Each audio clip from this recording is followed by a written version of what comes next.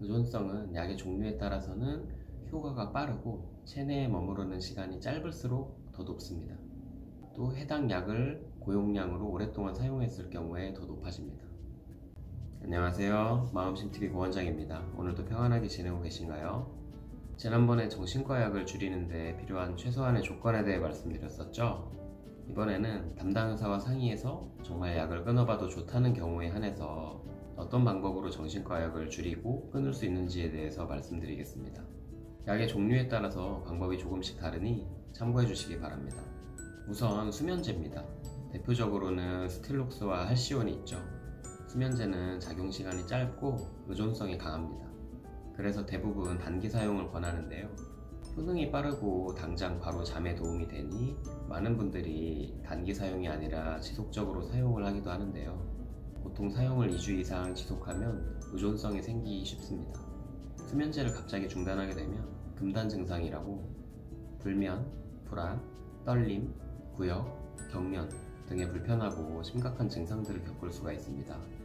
중단을 위한 가장 단순한 방법은 매일 먹는 용량을 조금씩 줄이는 것인데요. 원래 매일 하나를 먹고 잤었다면 다음 한 주간은 4분의 3알을 먹고 자보고 이후로는 반알을 먹어보는 등 점진적으로 줄여보는 거죠. 그러다가는 격일로 먹어보고 3일에 한 번씩 먹어보고 그리고 별다른 문제가 없으면 끊어보는 거예요. 물론 바른 수면 습관을 가지고 약간의 불편함은 감수하겠다는 태도가 필요합니다. 위의 방법만으로 끊기가 어려울 수도 있는데 그럴 때는 위의 방법을 적용함과 동시에 다른 수면이 되는 약을 병용합니다. 그 약들은 항불안제나 졸린 효능이 있는 항우울제 또는 항정신병제를 사용하는데요. 수면제보다는 의존성이 덜하거나 없는 약으로 합니다. 다음은 항불안제입니다. 대표적으로는 자낙스, 라티반, 리보트릴 등이 있죠. 항불안제는 벤조디아제핀 계열의 약물로 수면제보다는 덜하지만 여전히 의존성을 가집니다. 의존성은 약의 종류에 따라서는 효과가 빠르고 체내에 머무르는 시간이 짧을수록 더 높습니다.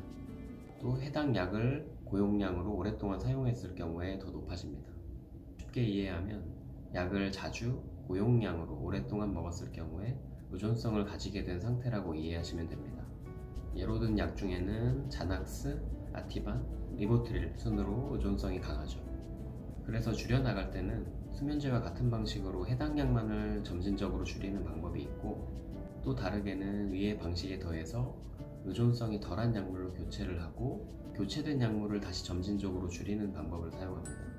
예를 들어서 자낙스 1mg을 하루 3번 복용하는 사람이 자낙스 0.75mg을 3번 복용하는 것으로 줄이면서 동시에 리보트릴 0.25mg 하루 한 번을 추가해서 사용하는 식이죠. 교과서에는 본래 사용 용량의 25% 정도씩을 감량하라고 되어 있는데 개인차가 있으므로 사람에 따라 적절하게 조정하고 있습니다. 마지막으로 항우울제입니다. 항우울제를 갑자기 중단하는 경우에도 중단 증후군이 발생할 수 있는데요.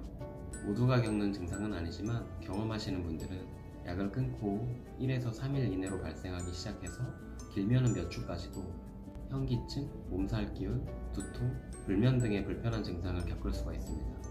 제가 본 어떤 중년의 남성분은 파록세틴을 드시면서 잘 지내고 계시다가 이제 괜찮다 싶어서 약을 갑자기 중단을 하면 하루 이틀 사이로 현기증과 몸살 기운이 나타나서 아주 힘들어 하시다가 또 다시 약을 복용하면 괜찮아지는 경험을 몇 번씩 반복하다 보니 본인은 평생 약을 먹어야 되나 보다 라고 생각하고 계시더라고요. 예전에 전공의를 할 때는 항우울제를 드시던 여성분이 갑자기 약을 끊고 중단 증후군이 너무 심해서 입원 치료를 하는 경우까지 본 적이 있습니다. 항우울제도 수면제나 항불안제처럼 몇 주간에 걸쳐서 점진적으로 감량을 하는 방식을 취하기도 하고 해당 약만을 감량하는 과정만으로는 불편함이 심하게 될 경우에는 항우울제 중에 가장 반감기가 길다고 알려진 플록세틴으로 조금씩 교체를 하고 그것을 다시 감량하는 식의 방법도 사용되고 있습니다. 항정신병제와 기분조절제의 경우에는 아까 언급한 약들과 중단 과정이 크게 다르지는 않지만 사용 대상이 되는 질환의 특성상 만에 하나 재발을 할 경우에 본인과 가족들이 겪을 손해와 고통이 막심하고 정말 중단을 해도 괜찮을 조건이 되는지 판단이 어려우므로 반드시 담당 의사와 상의하시기를 당부드립니다. 결국 정신과 약을 중단하는 과정을 요약해보면 기본적으로는 해당 약만을 몇 주간에 걸쳐서 점진적으로 감량하다가 중단하는 방법과 그것만으로 어려울 경우에는 반감기가 더 긴 약물로 교체하는 등의 방법을 병용해서 중단해가는 방법이 주로 이용됩니다. 가장 주의해야 할 점은 정말 정신과 약을 중단해도 괜찮을 시기와 조건을 만족하는지의 여부를 담당 의사와 꼭 상의하시라는 것과 어느 날 갑작스럽게 중단을 하지 말고 점진적으로 감량 및 중단 과정을 진행하셔야 한다는 점입니다. 오늘은 여기까지 말씀을 드리고 앞으로도 제 영상을 쉽고 편하게 보고 싶으시다면 구독과 좋아요 부탁드리고요. 오늘도 마음이 쉬어가셨기를 바랍니다.